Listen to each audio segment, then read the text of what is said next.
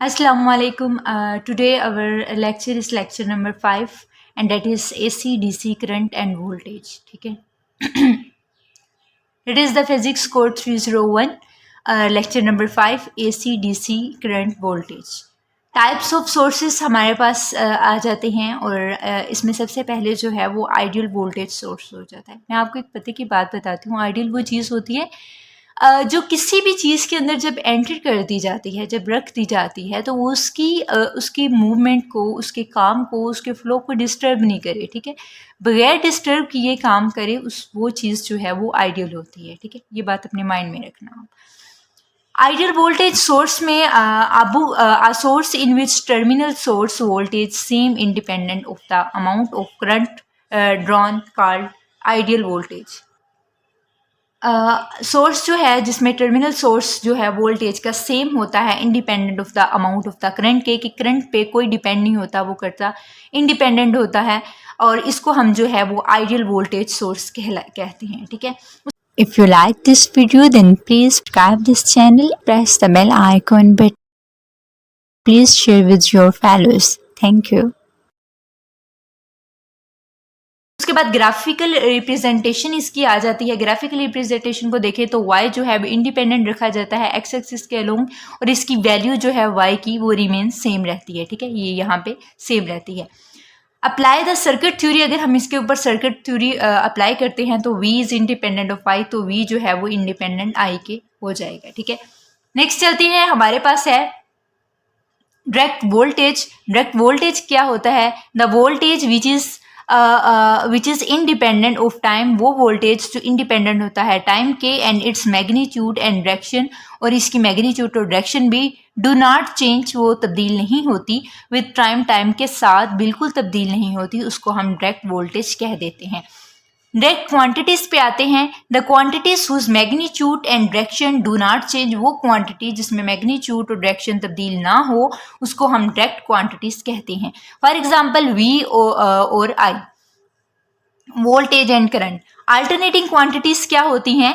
Quantities whose magnitude and direction change, वो quantities जिसकी magnitude और जो है डायरेक्शन जो है वो तब्दील हो जाए विद टाइम के साथ, कॉल्ड द अल्टरनेटिंग क्वांटिटीज. वो अल्टरनेटिंग क्वांटिटीज कहला देंगी. डायरेक्ट वोल्टेज वो होंगे जो चेंज नहीं होंगे, जिनके विद टाइम मैग्नीट्यूड और डायरेक्शन, लेकिन अल्टरनेटिंग में तब्दील हो जाएगा. ठीक है.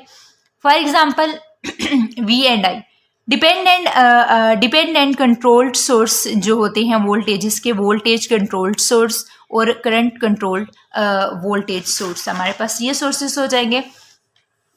उसके बाद हम चलते हैं voltage controlled voltage source. Voltage controlled voltage source पे, सोर्स उस मैग्नीट्यूड कंट्रोल्ड बाय वोल्टेज, वो सोर्सेज जिसकी मैग्नीट्यूड जो है वो कंट्रोल की जाए वोल्टेज के जरिए, वोल्टेज कंट्रोल वोल्टेज सोर्स कहलाता है. करंट कंट्रोल्ड वोल्टेज सोर्स क्या होता है? करंट कंट्रोल्ड वोल्टेज सोर्स जो है can be define as source whose voltage controlled by current, जिसकी वोल्टेज जो है वो करंट से कंट्रोल की जाए, करंट कंट्रोल्ड वोल्टेज सोर्स कहलाता है. अगर इनकी डायग्राम पे देखें तो सबसे पहले जो है वोल्टेज कंट्रोल्ड वोल्टेज सोर्स की डायग्राम देख लेते हैं, जिसको ड्रा किया गया यहाँ पे V2 और यहाँ पे I2 करंट लगाया गया. V2 इक्वल है अल्फा V1, V2 इक्वल है 2 × 1 की, इनकी वैल्यूज दोनों की पुट की है तो हमारे पास 2 वोल्टेज आ गया.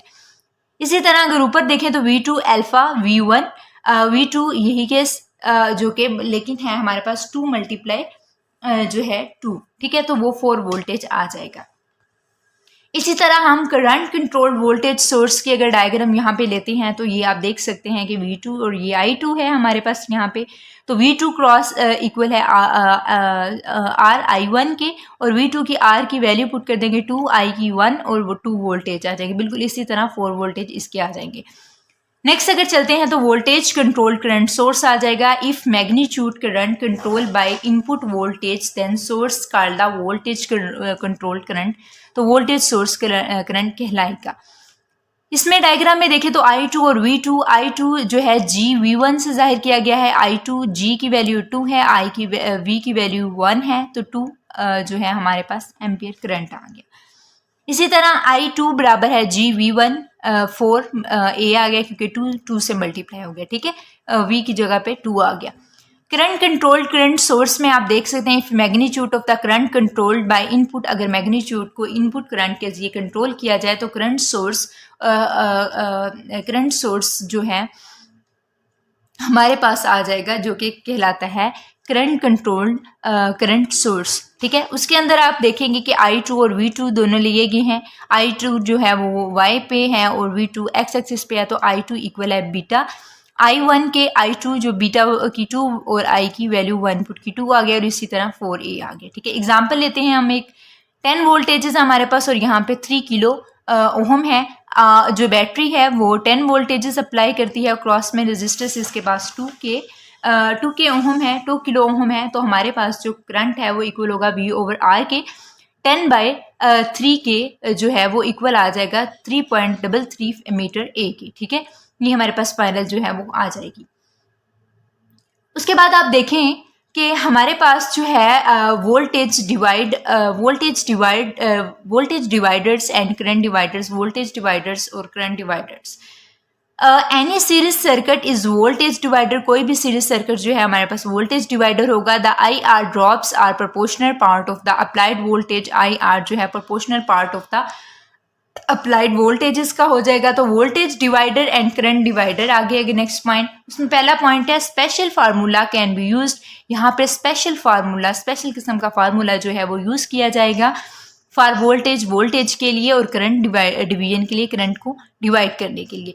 शॉर्टकट्स इन कैलकुलेशन, अगर इसकी शॉर्टकट करें कैलकुलेशन की तो हमारे पास नेक्स्ट पॉइंट पे आ जाएगा voltage division formula gives the series voltage even when current not noun.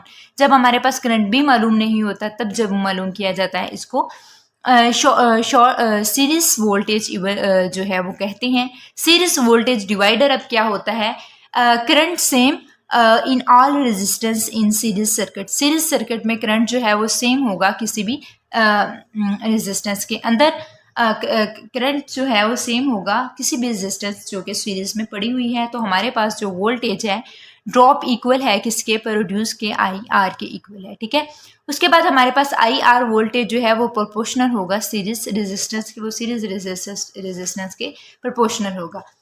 So R1 जो है वो डबल कर दिया जाए तो R2 जो है वो V1 जो है वो डबल हो जाएगा, देन V2 के अगेंस्ट। नेक्स्ट है जी series string can be voltage divider. Series string जो है वो वोल्टेज डिवाइडर होता है हमारे पास। ठीक है, अब आप देखेंगे कि each resistance provides IR drops, कोई भी रेजिस्टेंस हमारे पास है वो IR ड्रॉप को जो है वो प्रोवाइड करती है हमें। ठीक है, उसके बाद जो V है वो इक्वल होगा proportional part of the applied voltage, proportional part of the applied voltage के। हमारे पास वोल्टेज जो है वो इक्वल होगा R/RT मल्टीप्लाई VT के। ठीक है, एग्जाम्पल हम यहाँ पे ले लेते हैं। एग्जाम्पल है जी calculate voltage drop across 4K ohm resistor. अगर हमारे पास रेजिस्टर जो है 4K ओम है तो हमने इसको मालूम करना है। अब डायग्राम के अंदर देख सकते हैं कि हमारे पास 10 वोल्टेजेस ओम लगाए गए हैं और इसी तरह 6K ओम की रेजिस्टेंस लगाई गई, यहाँ पे भी 4K ओम रेजिस्टेंस लगा दी गई। यहाँ पे मालूम अब हमने क्या करना था, V को मालूम करना, वोल्टेज को मालूम करना है।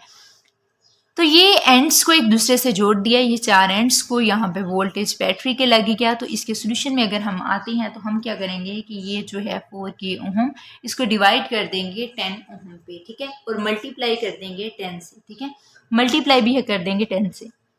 6 और 4 को हमने अगर जमा किया तो 10 आ गया हमारे पास ओम में, और ये भी 10 वोल्टेजेस आ गए हैं, दोनों चीज़ें 10 हो गई हैं। ठीक है, तो इसलिए जो है ना हमने इनको इस केस में किया है। तो आप देख सकते हैं कि अगर इनको करने से हमारे पास 4 वोल्ट आ जाएगा। आप अब इसकी अगर डायग्राम हम ड्रा करते हैं तो डायग्राम किस तरह आएगी जी, डायग्राम आप देख सकते हैं कि हमारे पास जो है वो ये यहाँ पे एक एंड है, यहाँ पे ये एंड लगा लिया और इसके दरमियान में हमारे पास वोल्टेज आ गई। ठीक है, अब आप यहाँ देख सकते हैं कि यहाँ से इस एंड के साथ जो रेजिस्टेंस लगाएगी वो 6K वोल्टेज जो ये वाली जो है वो हमने अगेन लिया। ठीक है, अब चेंजिंग कहाँ पे, हमने अब वो जो 10 वोल्ट है वो इस साइड पे लगा दिए। ठीक है, वो ऑलरेडी इस साइड पे, लेकिन ये चीज़ जो है वो हमने एक साइड पे ले 4K ओम कर दी। ठीक है, जैसे हमने ये की तो हमारे पास जो रेजिस्टेंस है आप खुद भी देख सकते हैं कि आपकी रेजिस्टेंस जो है वो डिवाइड होगी RT के ऊपर। जैसे ही हमारी रेजिस्टेंस जो है वो आर टी के ऊपर जो है वो आर टी पे डिवाइड हुई है, तो हमारा मल्टीप्लाई हो गया है वी टी के साथ। अगर वी टी के साथ मल्टीप्लाई हो गया हमारा ये फाइनल जो है वो वोल्टेज, तो हमारे पास जो आर थी वो तो हमारे पास 6 थी, ठीक है, और आर टी जो हमारे पास वो आर टी जो है हमारे पास 10 आ गई।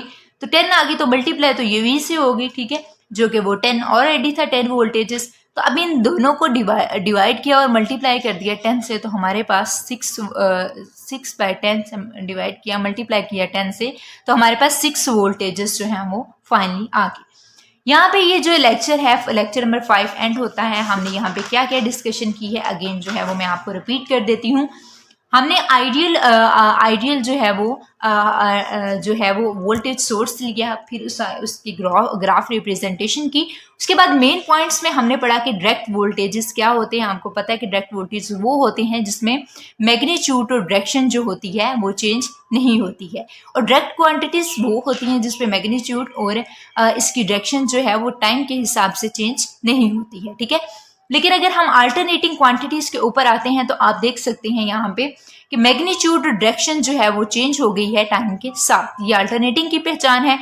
उसके डिपेंडेंट कंट्रोल सोर्स में 2 कंट्रोल सोर्स हैं, जिसको मैंने फर्दर जो है वो नेक्स्ट जो है वो कोलैबोरेट किया है। कोलैबोरेट करने के बाद इनके साथ जो है वो इसकी वो कोलैबोरेशन ड्रा करके वाई एक्सिस और एक्स एक्सिस पर जो है वो मैंने एक्सप्लेन कर दिया, और इसी तरह से करंट सोर्स की और एग्जांपल्स के साथ इसको कोलैबोरेशन कर दिया। लास्ट पे हमारे पास जो है वो वोल्टेज डिवाइडर आ गया है, voltage divider by current divider आ गया है, करंट डिवाइडर के साथ वो डिवाइड हो गया है। उसके बाद जो है हमारे पास सीरीज वोल्टेज डिवाइडर भी आ गया था। सीरीज वोल्टेज के बाद हमने एक छोटी सी एग्जांपल ली है ताकि इसको अच्छे से क्लियर हो जाए। यहाँ पे हमारा लेक्चर जो एंड हो जाता है। आप लोगों से गुजारिश है, जो मैं पहले भी करती हूँ, छोटी सी गुजारिश है कि ये अगर आपको वीडियो अच्छी लगी है, आपको अच्छे से समझ आ गई है, तो काइंडली इसको अपने दोस्तों के साथ ज़रूर शेयर करें ताकि उनका भी फ़ायदा हो सके, ठीक है। और काइंडली इसको जो है आप वीडियो को लाइक किया करें और नेक्स्ट लेक्चर का वेट करें और इस लेक्चर को अच्छे से याद करें। मिलते हैं नेक्स्ट लेक्चर के साथ, तब तक के लिए अपना बहुत सारा ख्याल रखें। अल्लाह हाफिज़।